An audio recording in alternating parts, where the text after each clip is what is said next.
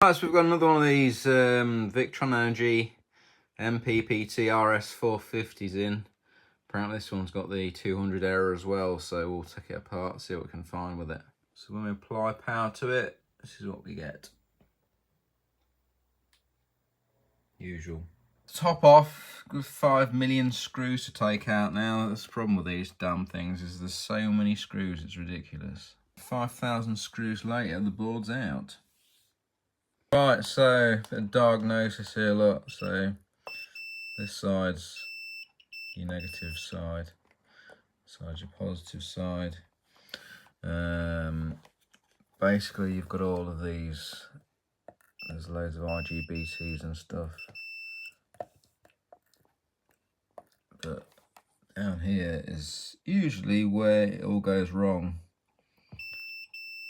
That is not supposed to be short. Well, actually no, that side's fine, look. But this one, right, short, short, short, short. So yeah, at least that one is dead. But I think this one's actually, oh, okay, that one's dead as well. Look. This one pressing hard enough. So yeah, the same usual two suspects is on the DC side, like is these two that go short all the time. One of these is they put them just in the wrong place. Look, they just literally move these capacitors just slightly to one side. You just can't quite get in there to undo the screws. So with some little mole grips, I managed to undo it enough so that these screwdrivers can spin it out. And what we'll do is leave that screwed into there so it's easier to get the damn thing back on again. And then we'll do this one, and then we'll attempt to get these out. Usually you can just cut the legs and then just pull it out and then solder the new one in.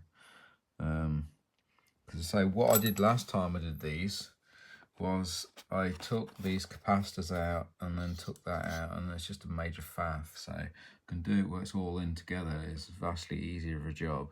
Right, that's that side undone as well. So we'll try and get these out now. Yeah, I just unscrewed that with my hands because it was getting in the way. But yeah, so we've got that out of there now. Yeah, so the side out. So now we can just take the pins out and then job done. Put the new one in. Alright, so this one we're just taking out.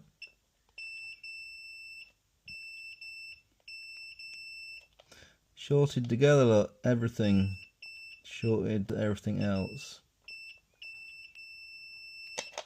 That's what happens with these crappy ones that they put in.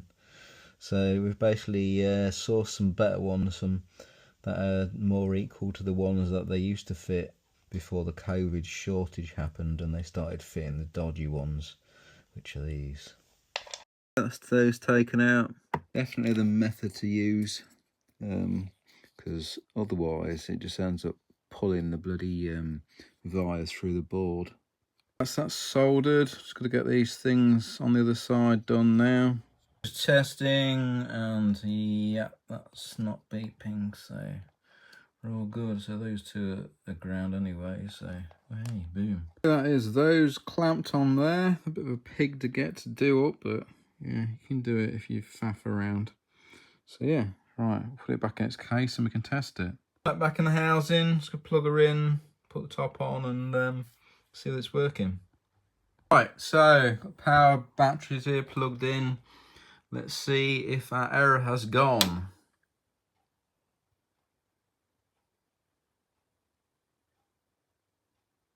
There we go.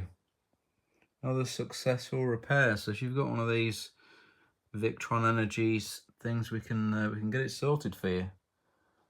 There we go. Job done. That's all ready to put back into service again.